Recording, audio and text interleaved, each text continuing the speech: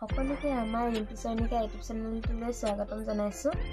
আজি মই আপোনালোকক দেখুৱাম মইনো কেনেকৈ দহি বাটো, তাকে অকণমান ভিডিঅ'টোৰ জৰিয়তে দেখাম বুলি ভাবিছোঁ। চাই যাব ভিডিঅ'টোৰ শেষত। এইখিনি অলৰেডি মই বাতি আধা কমপ্লিট হৈ গৈছে। এতিয়া মই দেখুৱাম মইনো কেনেকৈ বাটো। সকলোৰে দহি বাটা ষ্টাইলটো বেলেগ বেলেগ হয়, যোনে যেনেকৈ আৰু বাটে। মই কেনেকৈ বাটো সেইটো আপোনালোকক দেখুৱাম। প্ৰথমতে যাতে কাপোৰখন আহি নাযায় চাদৰখন, সেইকাৰণে মই ইয়াতে এনেকৈ আপোনালোকে যি দিব পাৰে গধুৰ হ'বৰ কাৰণে মই দি থৈছোঁ। প্ৰথমতে মই বেজিটো দি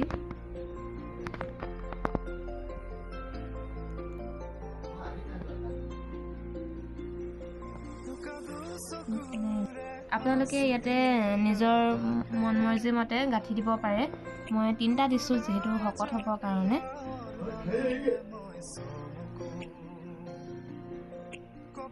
তাৰপাছত সূতাখিনি থৈ আকৌ মই ইয়াতে 3টামান গাঁঠি দিম যাতে শকত হ'বৰ কাৰণে। আপোনালোকে 3টা নিদিলেও মানে কোনো কথা নাই, 2টাও দিব পাৰে বা 3টাতকৈ বেছিও দিব পাৰে।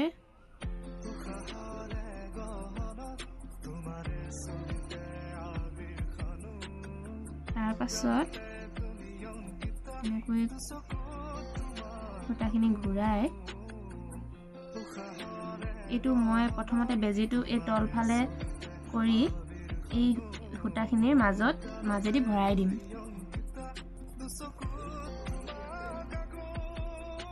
দেখিছেনে?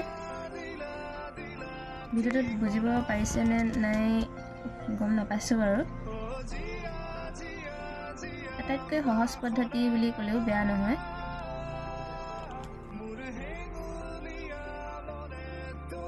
তাৰপিছত এনেকৈ কাটি নিদিওঁ ৰছীডাল মই সূতাখিনিৰ মাজেদি এনেকৈ ভৰাই এতিয়াহে কাটি দিম। আৰু সূতাখিনি আপোনালোকৰ যেনেধৰণে পচন্দ হয়, দীঘল চুটি, সেইটো আপোনালোকে তেনেধৰণে দিব পাৰে।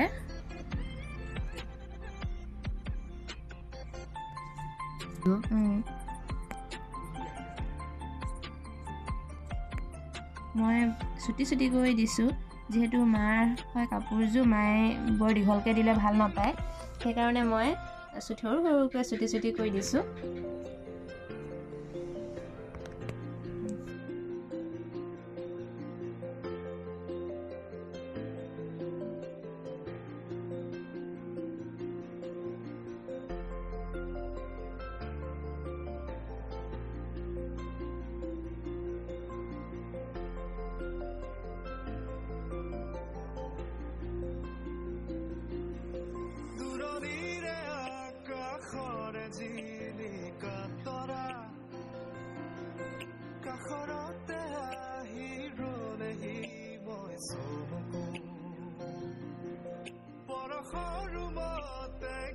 জানো মায়া সদা